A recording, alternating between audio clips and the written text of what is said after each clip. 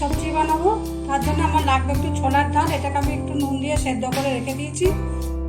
এখানে একটা মশলা বানিয়ে নেব।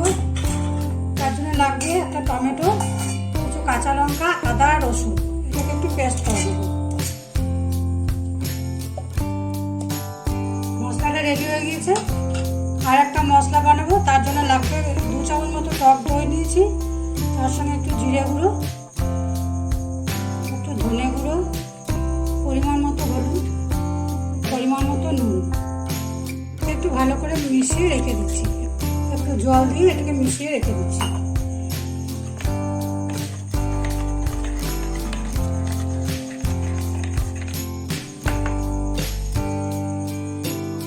কড়াইটা গরম হয়ে গেছে, এর মধ্যে সর্ষের তেল দিলাম।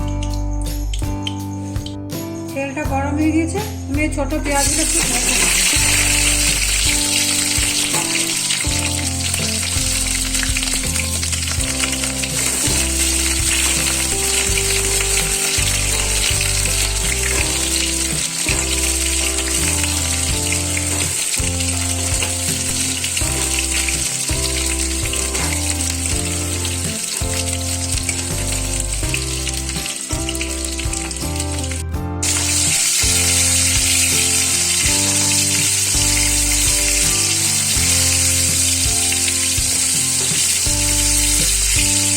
পেঁয়াজগুলো ভাজা হয়ে গেছে, আমি তুলে নিচ্ছি।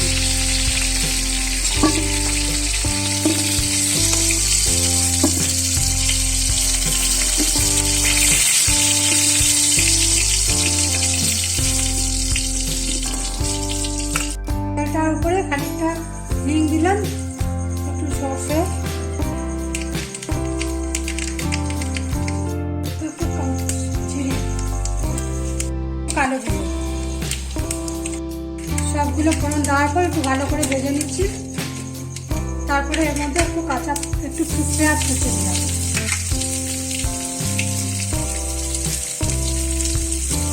এটাকে একটু ভালো করে ভেজে নেব।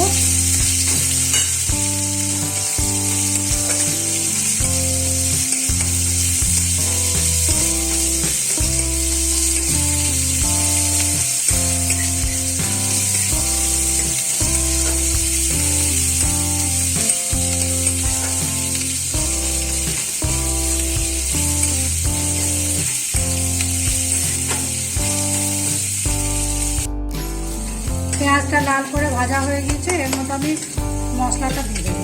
দইয়ের সঙ্গে যে মশলাটা বানানো ছিল সেটা দিয়ে দিলাম। একটু জল দিয়ে দিলাম। এটা একটু ভালো করে কষিয়ে নেবো। এটা একটু কম আছে কষাবো, নাহলে দই আছে কেটে যাবে।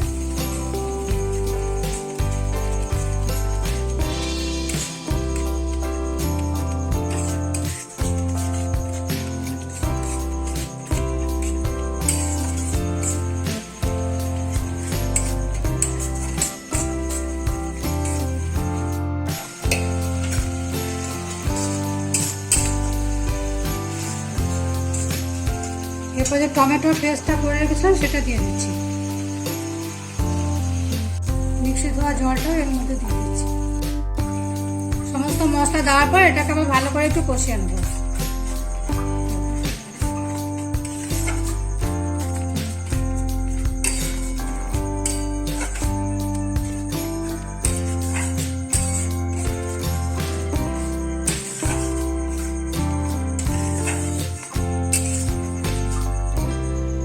সামান্য পরিমাণ চিনি দিলাম। মশলাটা কষানো পর্যন্ত এটা নাড়তে থাকবো।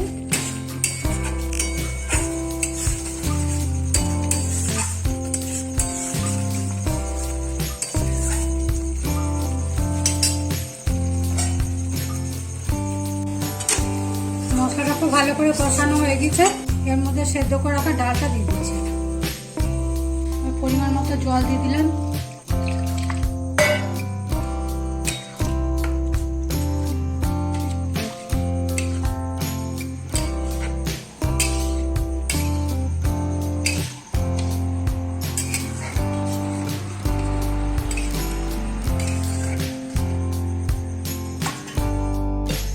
ভেজে রাখা পেঁয়াজটা এর মধ্যে দিয়ে দিচ্ছি।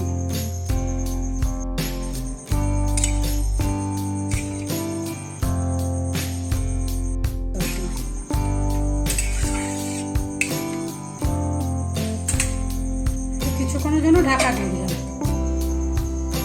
5-7 মিনিট পর ঢাকাটা খুলে দিচ্ছি। কিছুটা গরম মশলা দিলাম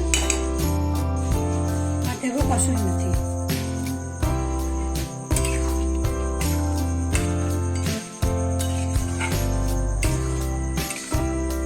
রান্নাটা হয়ে গেছে, গ্যাসটা অফ করে দিচ্ছি।